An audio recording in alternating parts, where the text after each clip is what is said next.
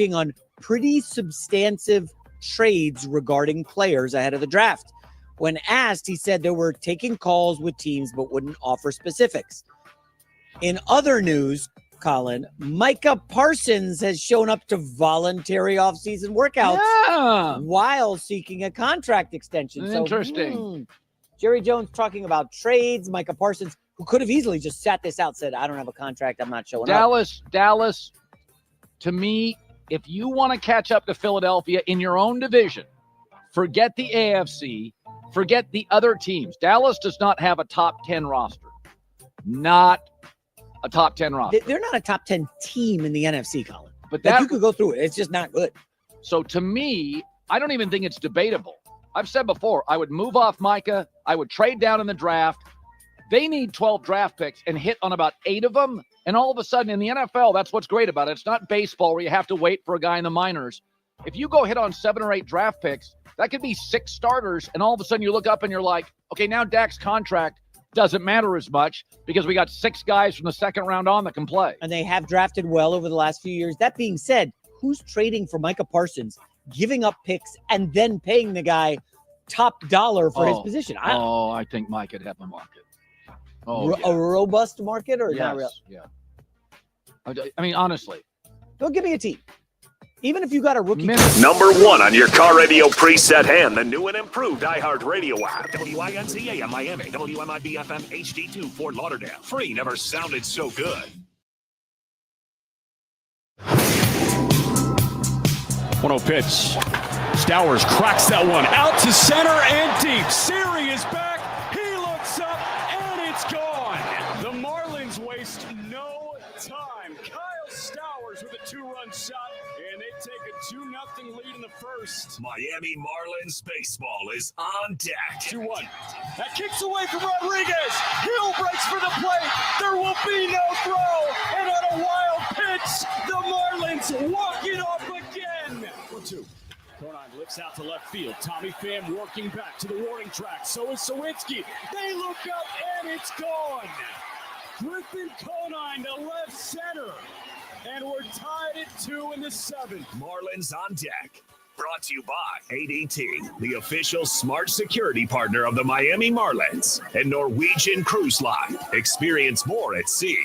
Let's head out to the ballpark. Here's your host, Steven Strong. Well, nice job, Ricardo. Welcome live from Lone Depot Park in absolute paradise. On an 82-degree Wednesday afternoon in Miami. Roof and walls are open. Every day is a green light. You're listening to Miami Marlins baseball on the radio. Fox Sports 940 Miami. It's game 24 of 162. And it was the Augustin Ramirez show last night, and we had a front row seat to the future. He went 3 for 3 with 2 doubles and a walk as the Marlins took care of the Reds in the middle game and clinched a series win. Now Miami will look to capture their first sweep of the season and extend their season-high win streak to 4 games. This afternoon, we bring you game 3 of this 3-game set between the 11-13 Cincinnati Reds and your 11-12 Miami Marlins. Brady Singer, the man who was dealt to the Reds from Kansas City back in November, will start for the Reds for the 5th time this season. He will go opposite Sandy Alcantara, who told us last week in Philadelphia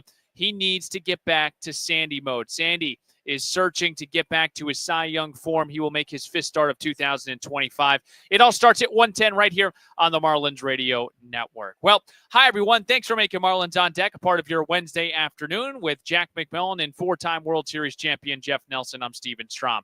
Got an awesome show for you ahead here this afternoon ahead of Game 3. We'll hear from Augustin Ramirez. We also have Tommy Thrall, the radio voice of the Cincinnati Reds, sitting down with Jack McMillan to get us set for Game 3. We'll, of course, get you ahead of the count with Sandy and Singer. Jack and Nelly will join me for some back and forth, our X-Bowl question of the day at Marlins Radio, and Steve's guarantee to victory. So yesterday, again, we saw Augustin Ramirez. He has now collected 5 hits in his first 2 career games to set a franchise history. The last player to record 5+ hits over his first 2 career games was, ironically, Cincinnati's Rhys Hines in 2024. He has now opened up his Major League Baseball career by reaching base in 7 of his first 8 appearances. He has provided the pop. And again, through 2 games, we know it's a small sample size. everything that you heard about Agustin Ramirez, the exit velo, the plate discipline, the IQ, it was all on display these last 2 days. Here was Augustine and I with Louis Durante after the win last night, translating on where he gets his confidence from and what this moment means for him. I'm excited. I feel great, my goals right here is to stay in big league, and I want to try everything for that. Where does your confidence come from? Demasiado confiado. Yo digo que trabajé de bastante para esto. Vamos a seguir dando lo mejor y tirando para adelante para darle la victoria al equipo, ayudarlo como sea. Yeah, I got a lot of trust. I've been working a lot on my game, and I trust on that part. I want to continue working really hard and just give those victories to my team. How much fun are you having right now? Que ni me lo crea. A veces veo el estadio y digo, en serio, estoy en Grandes Ligas. Sometimes I don't believe it. I look at the stadium and say, I'm in the big leagues. Tell me what was working with you and Edward Cabrera today. No, seguí el plan, atacar con el plan, trabajar los picheos, y eso fue lo que hicimos. Just follow the plan, just work on those pitches, and that's actually what we did. Last one for you. What are you going to remember most over these last 24 hours? My debut. Thank you for the time, Augustine. Bro. All right, that was Agustin Ramirez. And for our StreamYard audience, I don't know what's going on with the visual, but Fox Sports 940, it doesn't matter for you guys. Agustin Ramirez, of the 5 hits that he has collected, 3 of them have gone for extra bases, 3 doubles, and 2 have exceeded an exit velocity of 110 miles per hour. He now owns the 4th at 111 and 6th at 110. Hardest hit balls for a Marlin this season. He is not in the lineup this afternoon. Liam Hicks is going to catch Sandy Alcantara, but one may assume that we could potentially see Agustin Ramirez off the bench in a pinch hit situation. Let's break here. Coming up next, Jack McMullen and Tommy Thrall, the radio voice of the Reds, preview the series finale right here on the Marlins Radio Network. Visit Micus. 2-2 to Lux. 14 Ks for Meyer. Slider at the knees like he's been doing all night. Cut on and missed by Lux. And Max Meyer gets through 6 scoreless innings. First pitch here to Kyle Stowers. Stowers lines that one over the jumping glove of the first baseman Candelario into right. Fraley picks it up. Wagaman scores from second. And Agustin Ramirez goes first to third. 1-0 pitch. Ramirez rips one down the third base line. It's a fair ball. Wagaman around second, headed to third. Lux goes to fish it out in the corner. It's pinballing around. Wagaman scores from first base, and Agustin Ramirez has an RBI double to make it a 1-run game. Bullpen. 2-0 pitch. Otto lines that one over the jumping glove of McLean into center. They're sending Norby. Friedel's throw coming home. Little bit offline, up the line. Lopez pushes to second on the throw. It's an RBI single, and we're tied at 3 in the 7th. 1-0 pitch. That one a bouncer down the first base line. Ashcraft picks it up. He lofts it over to first. That pops away from Candelario. Otto breaking for the plate. McLean's throw home is late. And on a throwing error from Ashcraft, Lopez scores from second base. It's 4-3 Fish. Double off the bat at 107 miles an hour. First pitch. Augustine hammers that one again down the left field line. That's in, and that got to the wall in a hurry. Ramirez into second base, and a leadoff double in the 8th at 111 off the bat. This guy is not missing the barrel right now. Terminix, where trust and protection hit a home run.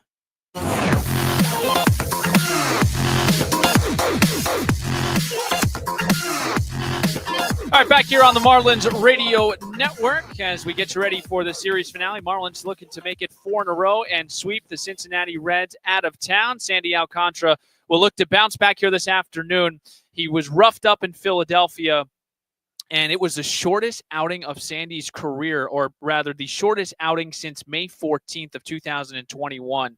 He was chased after just 2 innings, gave up 6 runs on 4 hits. He will go opposite Brady Singer here this afternoon. Well, Augustin Ramirez has been the story for Miami. Again, we hit on it in the last segment. He is the first Marlin in franchise history to record 5 hits in his first 2 games. He is not in the lineup tonight. Liam Hicks will catch Sandy. I'm Steven Strom. That's Jack McMullen and Jeff Nelson. Those two have your call at 1:10. We always love to chat with the opposition's broadcasters. Jack McMullen, our very own, got a chance to catch up with Tommy Thrall, the voice on the radio for the Cincinnati Reds, to get us set for Game 3. Thank you, Steven. You're with Tommy Thrall, one of the voices of Reds radio after, 2 good win for the Fish, and Cincinnati was coming off a 24-run outburst in Baltimore. I would ask you what changed. You didn't see 2 position players in the same game in either of the last 2, but on the year, just in the macro, how are people feeling in Reds country about this team? I think it's an exciting group. When you look at the talent that's on this team, it's hard not to be excited. Anytime you have a guy like Elly De La Cruz, you're going to be excited about the group that you have. The pitching staff's been really good, especially the starters have been tremendous for the most part. Nick Martinez probably turned in his best start of the year last night, even though it didn't end as well as he would have liked. But, I just think when you have the pieces that this team has, it's hard not to be excited. It's just a matter of figuring out not necessarily who they are, but putting it all together. There's still a lot of mistakes that they made last year that they're still cleaning up this year. Base running mistakes, even some defensive miscues, little things that you need to do to win a game when you don't have a lineup like the Yankees or the Dodgers. So, but there are a lot of good pieces. Noelvi Marte, started the year in AAA. So the pieces are there now. It's just a matter of putting it together consistently. Interesting trade in the offseason. It was big leaguer for big leaguer pretty much. I know Joey Weimer was involved, but it was effectively Brady Singer going to Cincinnati for Jonathan India. How has that trade looked so far? Obviously, India's slow out of the gates with Kansas City, but what have the early returns been like for Singer? Good. I mean, this is a guy that just answers the bell every 5th day. You can count on him to make all the starts, and he's going to keep you in the game while he's out there. He's done that. And, I think that's been a really good trade for the Reds. Matt McClain, you've seen him in this series. He's a really good second baseman. Handles the bat really well. He's been one of the best. Actually, he's been the best slugging second baseman in baseball since he debuted. It's going to be tough to squeeze him out of the lineup if you're Jonathan India, even though he won Rookie of the Year. So there really wasn't a spot. The Royals had a needing somebody that could hit at the top of the lineup and get on base. India kind of fits that bill. He will be that guy for them by the end of the year. And Brady Singer is going to make all the starts. It's one of those rare trades where I think it worked out really well for both parties involved. And I think the thing that you have to admire the most about a guy like Brady Singer, not only does he make all the starts, give you a chance to win, even when he doesn't have his best stuff, he's going to go out and compete. And that's maybe one of the biggest compliments you can pay a major league pitcher is they are always going to compete regardless of what they've got on that given day. He's always going to give you a chance. No doubt. We're talking with the radio voice of the Reds, Tommy Thrall. Last one for you. I know they weren't a Marlins affiliate. What was your favorite thing about Pensacola, Florida when you were there? And you said, 7 years you were there? Yeah, 7 years. If you're going to be 7 years and one spot in the minor leagues, Pensacola is a great place to be. I loved it there. The ballpark, the view. I think the view, there's so many good things to like about it. We had so many great players come through there. A Reds affiliate, like you said, the whole time I was there. But I still think about the view because if you sat in the booth at dusk every night, the sun would hit a certain point where it would shine across the water, and it just kind of gave this metallic sparkle over the water. It would light up in a beautiful, perfect sunset hue, all the buildings on the horizon. It was absolutely breathtaking. I took 1 million pictures of that over 7 years. Not a single one of them even comes close to doing justice how beautiful it was in that perfect little 15-minute window when the sun was setting. It was really a breathtaking place. I had a great time, worked with some tremendous people, and very grateful for my time there. Spoken like a true radio announcer with the vivid description. Tommy Thrall, appreciate it. Best of luck, not today. All right, thanks so much. Awesome, Steven. Excellent stuff right there. Jack McMullen, Tommy Thrall, who was in his 7th full season broadcasting for the Reds on WLW Radio. Okay, Brady Singer. The last time the Marlins saw him, he was in a Kansas City uniform, and he was sensational against Miami in June of 2024, went 7 1/3, allowed just 1 run on 5 hits, and he struck out 5. It'll be Singer and Sandy. Those two have your matchup on the mound at 1:10. Game 3, Marlins looking to make it 4 in a row. We'll dive deeper, rather, into this matchup between Sandy and Singer next on the Marlins Radio Network. And 20 stolen bases. 1-2 pitch. That one hit hard up the gut and through. The first big league hit for Ronnie Simon is going to score the first big league run for Augustin Ramirez. Rookie driving in rookie, and how about the dueling debuts? An RBI single for Simon. It's 2-0 Fish in the second. Punch-outs on several occasions. 1-2 pitch.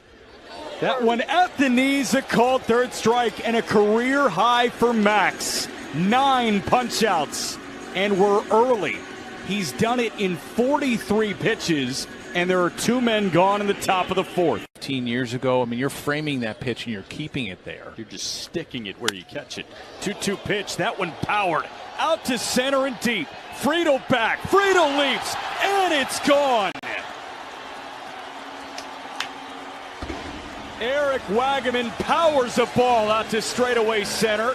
A solo shot, his 3rd of the year, and it's 3-0 Marlins in the 5th. High over the last few days. 2-1 pitch. That one hit well out to left. You got Hayes working back. Hayes at the track, and it's gone. Into the Marlins bullpen in opposite field shots.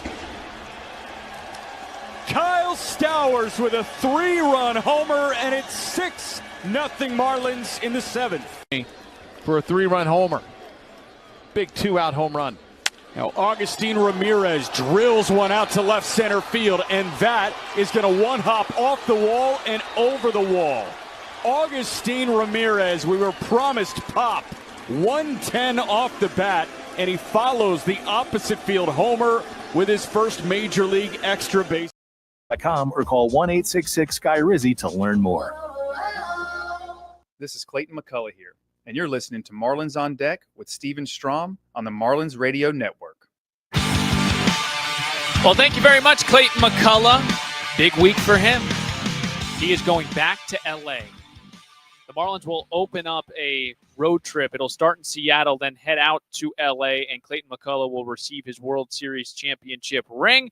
Great to have you aboard on this Wednesday afternoon. Business is today. Marlins looking to make it 4 in a row. That would be a season high. Looking for their first sweep of 2025. Sandy Alcantara goes opposite Brady Singer. I'm Steven Strom, host of the program. We'll have Jeff Nelson and Jack McMullen on in the next segment, breaking stuff down and getting us ready for first pitch. We will start, though, with Sandy Alcantara, 29-year-old former Cy Young Award winner. Watched his ERA go from 4.70 to 7.27 after he was chased in Philadelphia on Friday night. He allowed 6 runs on 4 hits across 2 innings, 61 pitches. It was his shortest outing since May 14th of 2021 against the Dodgers. He went an inning and a third, 7 hits, 8 runs. He comes into Wednesday afternoon with a 2-1 record. Again, a 7.27 ERA, 17 and a third innings pitched.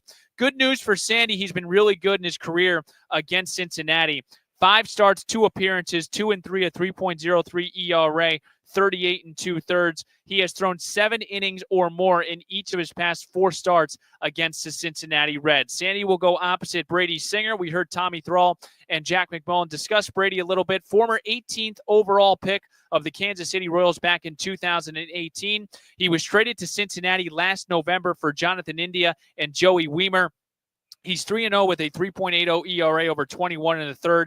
4 starts. In his last start against Seattle on Thursday, he did not factor. He allowed 4 runs, 2 of them earned on 5 hits, 3 walks, 4 1/3, 6 punch-outs. The damage was caused by a 2-run home run from Luke Raley. We heard from Clayton McCullough this morning, just relaying some of his information on how the Marlins hitters plan to attack Brady Singer. This was Clayton McCullough, quote, "Set your terms, be stubborn, get him into spots up in the zone." Brady Singer is a sinker ball pitcher, so the Marlins' big task, can they get him up in the air? So Sandy Alcantara, Brady Singer, that's your matchup on the mound at 110. We'll break. We'll talk Sandy in more depth with Jack McMullen and Jeff Nelson. Back in 2 minutes on the Marlins Radio Network. 2-2 to Lux. 14 Ks for Meyer. Slider at the knees like he's been doing all night. Cut on and missed by Lux. And Max Meyer gets through 6 scoreless innings. First pitch here to Kyle Stowers. Stowers lines that one over the jumping glove of the first baseman Candelario into right. Fraley picks it up. Wagaman scores from second. And Augustine Ramirez goes first to third. 1-0 pitch. Ramirez rips one down the third base line. It's a fair ball. Wagaman around second, headed to third. Lux goes to fish it out in the corner. It's pinballing around. Wagaman scores from first base, and Augustine Ramirez has an RBI double to make it a one-run game. Bullpen. 2-0 pitch. Otto lines that one over the jumping glove of McLean into center. They're sending Norby. Friedel's throw coming home. Little bit offline, up the line. Lopez pushes to second on the throw. It's an RBI single, and we're tied at 3 in the 7th. 1-0 pitch. That one a bouncer down the first base line. Ashcraft picks it up. He lofts it over to first. That pops away from Candelario. Otto breaking for the plate. McLean's throw home is late. And on a throwing error from Ashcraft, Lopez scores from second base. It's 4-3 Fish. Double off the bat at 107 miles an hour. First pitch. Augustine hammers that one again down the left field line. That's in, and that got to the wall in a hurry. Ramirez into second base, and a leadoff double in the 8th at 111 off the bat. This guy is not missing the barrel right. It's 954-500-LOCK or visit LoctiteImpact.com. The final line on Sandy Alcantara, 2 innings, 4 hits, 6 runs, all 6 earned. And Sandy in 2 innings, 61 pitches, 40 for strikes. And Sandy, the ERA on the year sits at 7.27. Trying to be too perfect out there, but at the end of the day, I don't feel happy about the job that I've been doing in the past couple starts, so I think it's time for me to get back on Sandy mode, and just be out there every 5th day and do what I know to do. All right, that was Sandy Alcantara last Friday night in Philadelphia. Like Jack McMullen mentioned, he was chased in Philadelphia, 6 runs on 4 hits. The shortest outing of his career since May 14th of 2021. Steven Strom, Jeff Nelson, Jack McMullen. And we'll start here with you, Nelly. He's in a malaise. There's no question about it. But what does back to Sandy mode look like for you?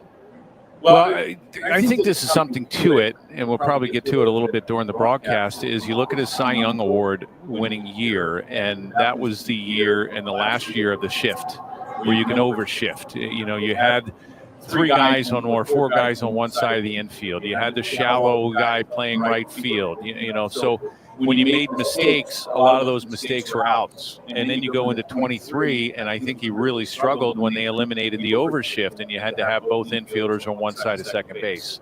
When you make mistakes that way, they wind up being hits. Good point. And I think after going through the Tommy John, if he's healthy, it seems to be that he's healthy, the velocity's there.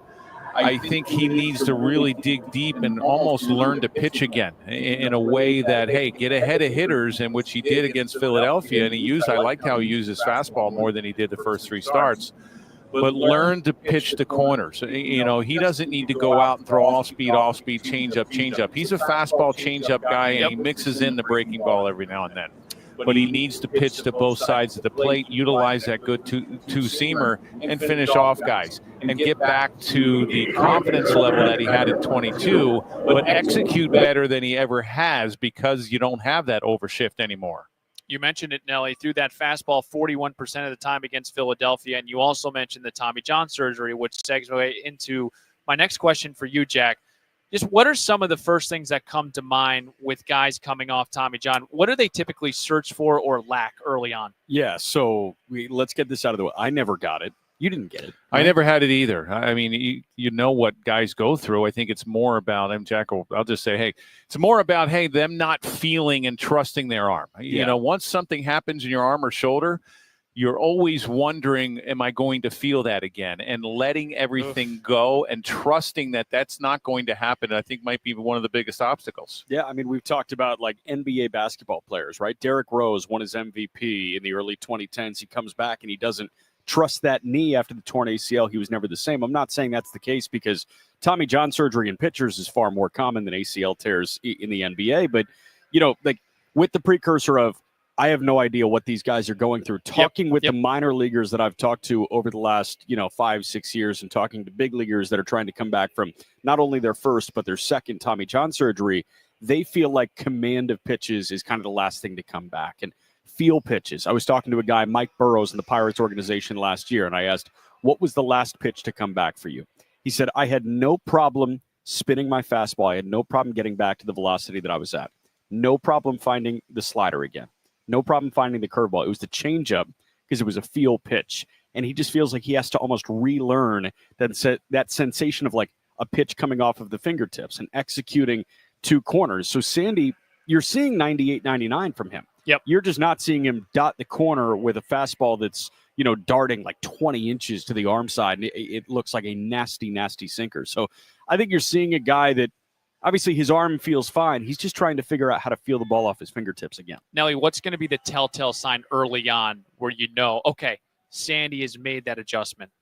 Well, it's going to take a few innings and it's going to take consistency, but it's getting ahead of guys and finishing them off. See if he gets back to the way he was against Philadelphia, but finishing hitters off, getting ahead of them, the fastball, changeup, using the breaking ball on occasion, and having that confidence, pitching quickly, getting into a good rhythm.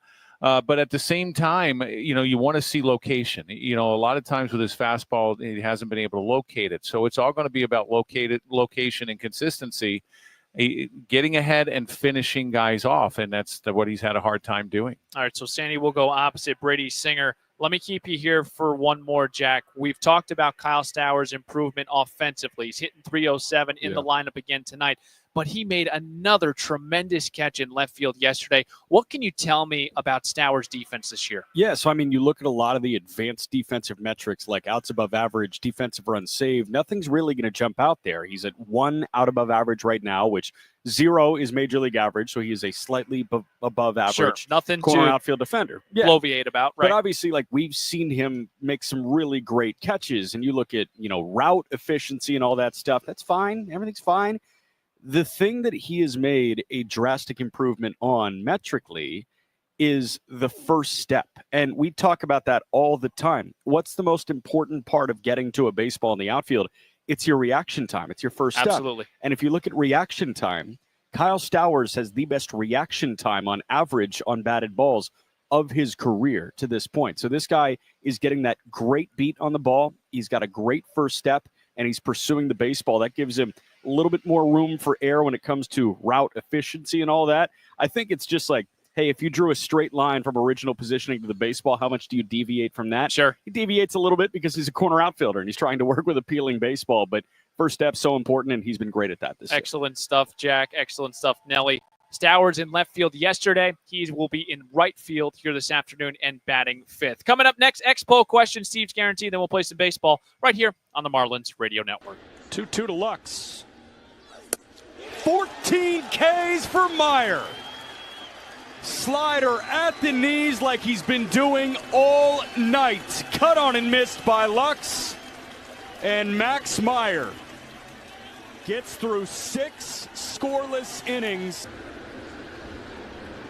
First pitch here to Kyle Stowers. Stowers lines that one over the jumping glove of the first baseman Candelario into right. Fraley picks it up. Wagaman scores from second, and Augustine Ramirez goes first to third. 1-0 pitch. Ramirez rips one down the third base line. It's a fair ball. Wagaman around second, headed to third. Lux goes to fish it out in the corner. It's pinballing around. Wagaman scores from first base, and Augustine Ramirez has an RBI double to make it a 1-run game. Bullpen. 2-0 pitch. Otto lines that one over the jumping glove of McLean into center. They're sending Norby. Friedel's throw coming home. Little bit offline, up the line. Lopez pushes to second on the throw. It's an RBI single, and we're tied at 3 in the 7th. 1-0 pitch. That one a bouncer down the first base line. Ashcraft picks it up. He lofts it over to first. That pops away from Candelario. Otto breaking for the plate. McLean's throw home is late.